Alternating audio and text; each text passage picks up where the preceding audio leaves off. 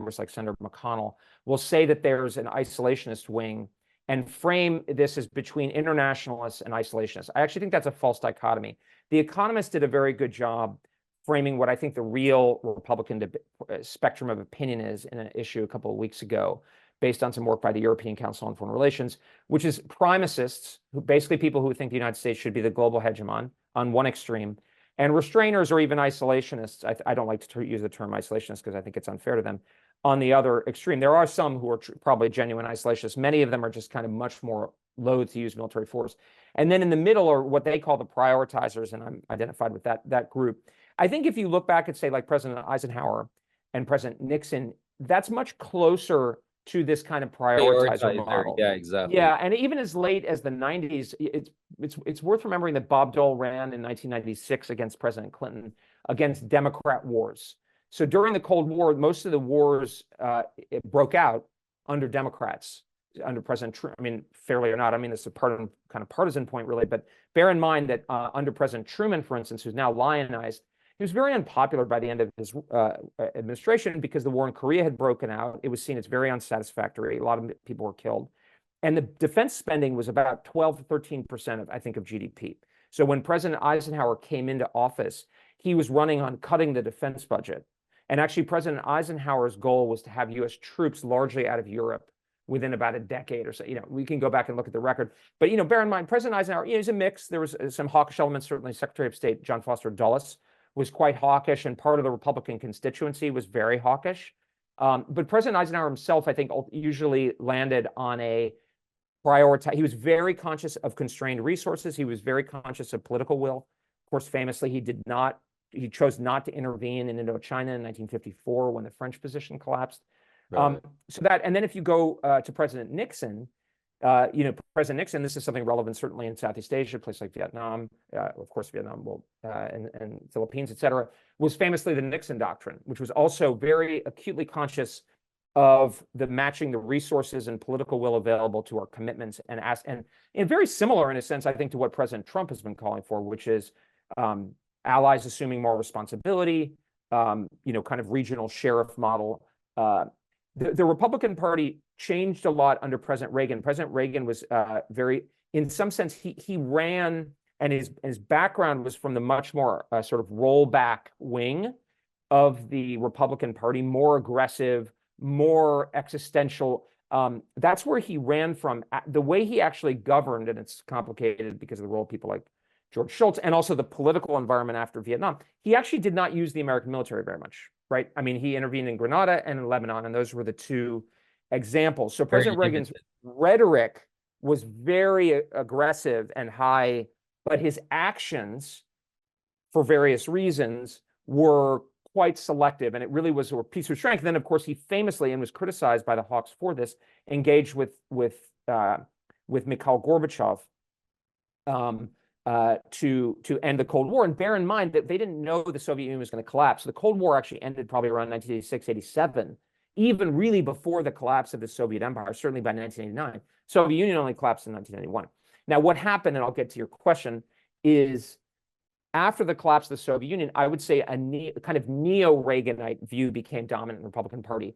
And Bill Kristol and Robert Kagan, it's not an accident, they were two of the biggest advocates, wrote a famous article in Foreign Affairs that reflected that view. That came into ascendancy or hegemony within the Republican Party with the George W. Bush administration, which was the purest form of maximalist global liberal hegemony. Full spectrum dominance. Full spectrum dominance, use of military force unilaterally if necessary.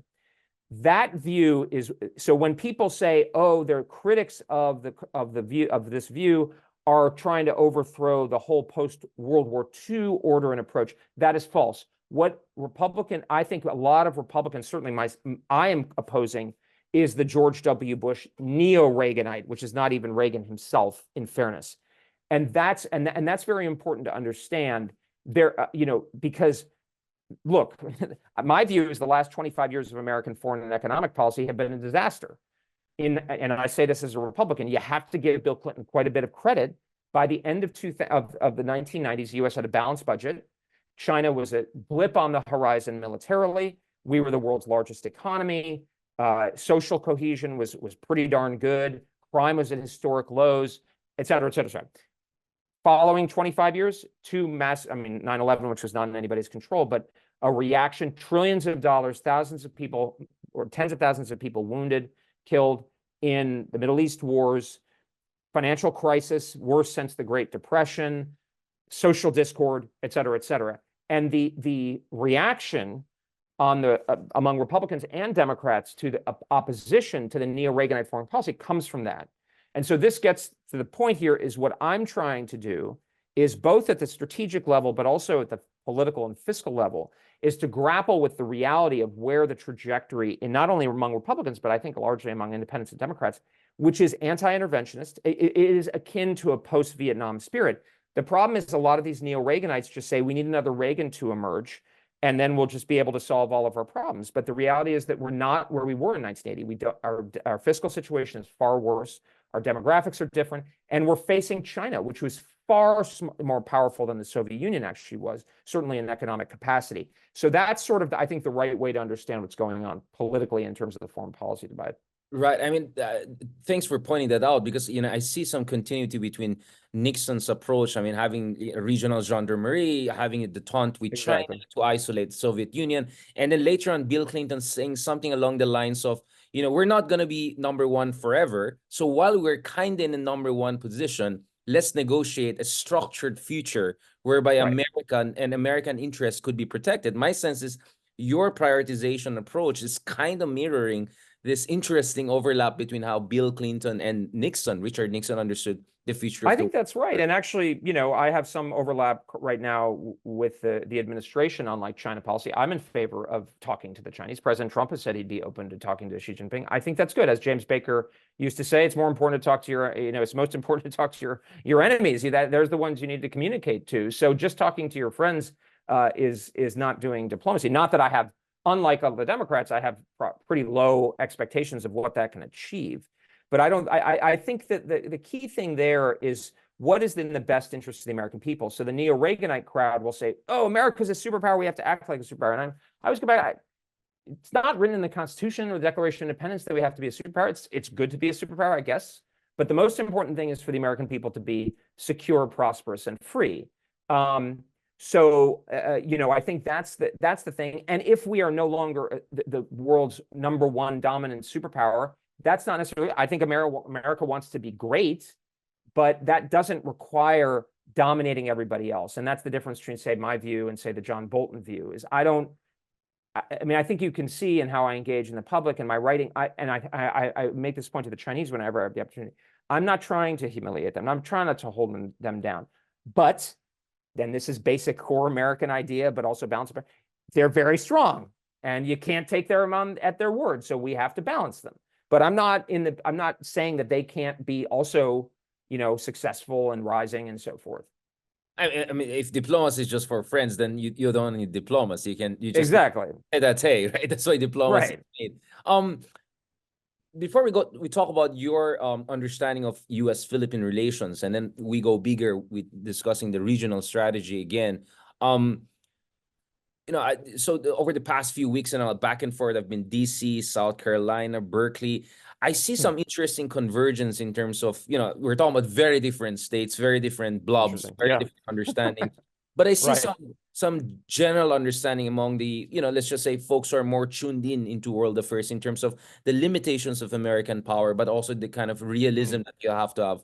But at the same time, I also noticed there is some significant difference. I mean, I think there are parts of America which are very confident about your position in the world. And then, probably even in more liberal circles, there's a lot of self-laceration, a lot of despondency and all of that.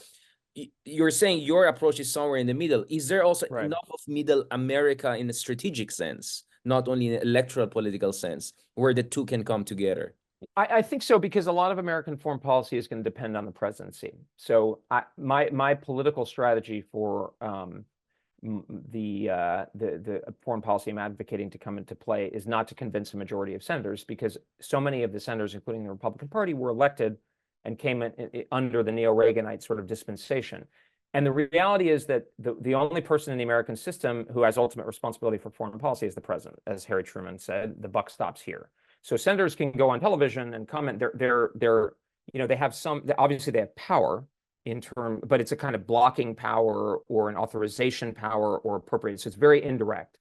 And I say that with respect, of course, but the president's the one ultimately responsible. So I'm not saying that there's going to be some political movement that a million people on the street who say, oh, we want a foreign policy of prioritization. That's not going to happen for obvious reasons.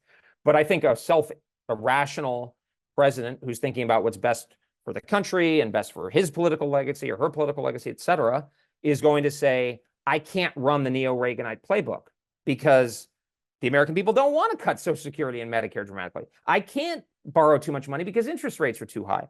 I'd love to have a much bigger and better military, but readiness is in a terrible state and the defense industrial base is in terrible shape. And we're not fixing it with the Ukraine stuff. If you're on the Hill, you can say this kind of thing, but if you're actually responsible for it at the National Security Council or the Defense Department or the president himself, then you're going to say, okay, that's a nice talking point. But anyway, back here at reality, I can't act like that. And then, of course, the Chinese and the Russians are going to look at reality, not propaganda at the end of the day. So that's like, and then I think politically, what you could say is, you could say to the neo-Reaganites, you could say, look, we can't do what you're saying, and the American people don't support it. Just to give you, I think, very illuminating, an AP poll found the majority of Republican voters want a smaller U.S. role in the world. Half of independents want the same.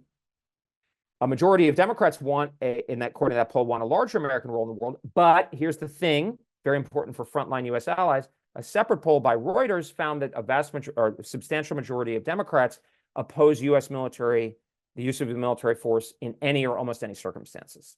So what Democrats are thinking when they're asked that question is more development aid, more engagement with the UN, more international institutions. They're not thinking about going to war with China or Russia, right?